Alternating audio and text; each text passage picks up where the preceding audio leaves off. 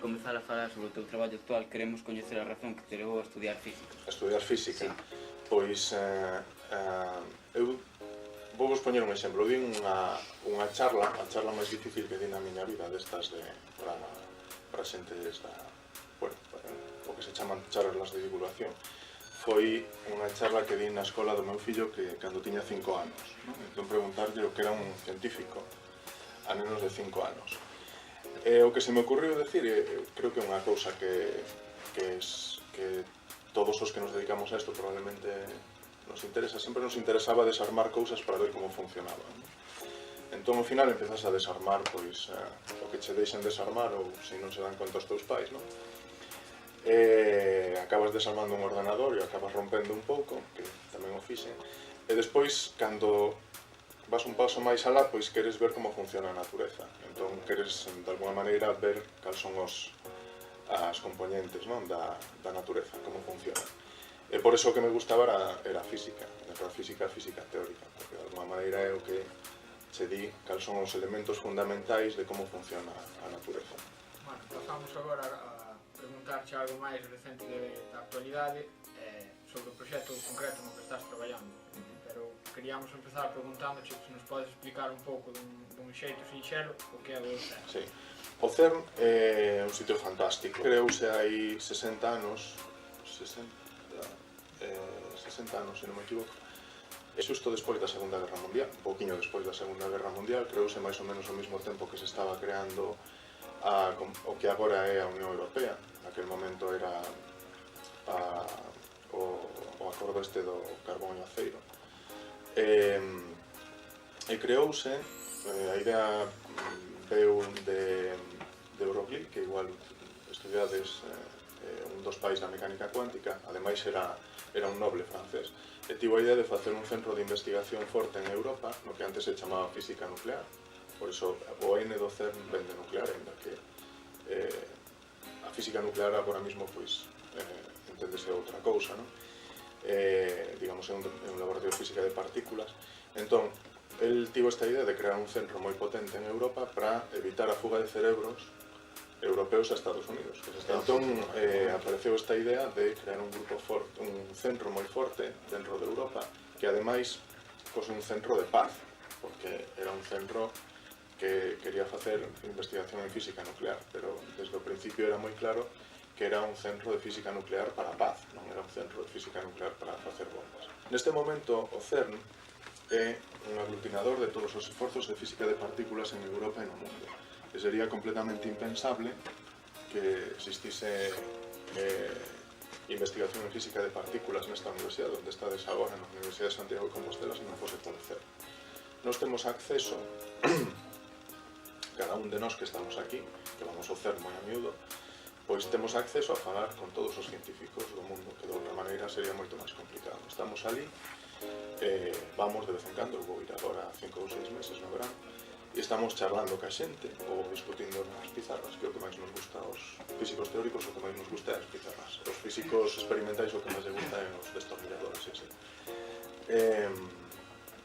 Entón, pois, moitas veces simplemente pois na cafetería tomando un café estamos discutindo, estamos falando cousas e despois facemos estes cálculos que vedes aquí. Ou os experimentais, pois, evidentemente, claro, falo desde o meu punto de vista, que é un punto de vista teórico, os físicos experimentais é completamente imposible que ningún país europeo e prácticamente ningún país do mundo poida facer un experimento como o LHC, que é o que está agora mesmo funcionando, non? Que costa varios miles de millóns de euros, só o aparatín. Despois os detectores tamén costan pois, uns miles de millóns de euros, e despois pagar a xente toda, pois, outro tanto. Eso é imposible que o faga un país só, e entón xuntanse moitos países en grandes colaboracións experimentais. Eso, o CERN é o que posibilita que eses experimentos se celebren. Pero gustaríamos coñecer algo máis sobre o proxecto no que estás traballando agora. Entón, o proxecto no que estou traballando, basicamente, o que vou ir un pouquiño desde o máis técnico, despois explicando de unha maneira un pouco menos técnica. O que trata é de estudiar un novo estado da materia, sabe, de estados da materia, pois líquido, sólido, gas, pois é un novo estado da materia que un estado no que se encontra absolutamente toda a materia a unha determinada temperatura. É dicir, sabedes que a auga pois, é unha temperatura en un sólido, un gas, pois toda a materia, absolutamente toda, a esa temperatura está nese estado. E é un estado que se compón de quarks e gluóns. Os quarks e os gluóns son as partículas que compoñen os protóns e os neutróns.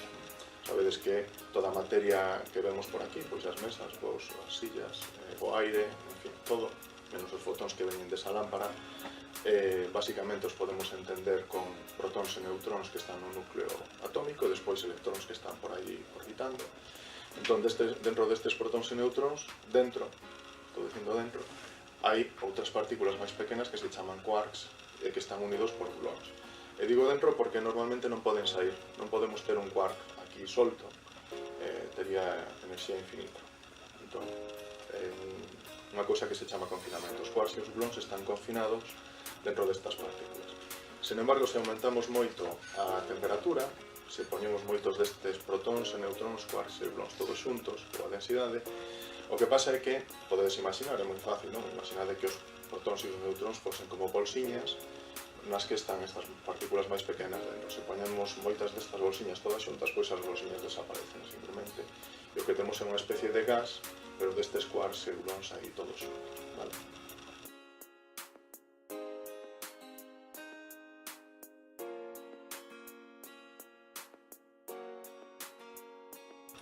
Entón, isto é o que se produce en laboratorio facendo colisións de núcleos pesados e o que eu estudio desde un punto de vista teórico.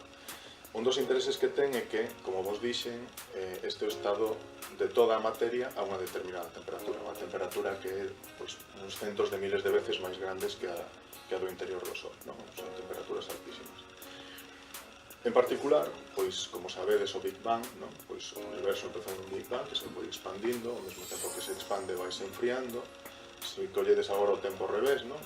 Empezades agora a contar para atrás, pois, digamos, se fósemos para atrás no tempo, pois cada vez o universo sería máis quente, chegaría un momento en que chega a esa temperatura, non? Entón, eso corresponde máis ou menos en edade do universo a uns microsegundos despois do Big Bang, unhas millonésimas de segundo, vale? Pois unhas millonésimas de segundo despois do Big Bang, o estado de todo o universo era este estado que se chama plasma de quarks e gluóns. Vale? Entón estamos reproducindo en laboratorio este estado no que estaba todo o universo, incluindo todos os que estamos aquí. Imaginade como estábamos apretados. Estamos reproducindo ese estado en laboratorio de todo o universo un microsegundos despois do Big Bang.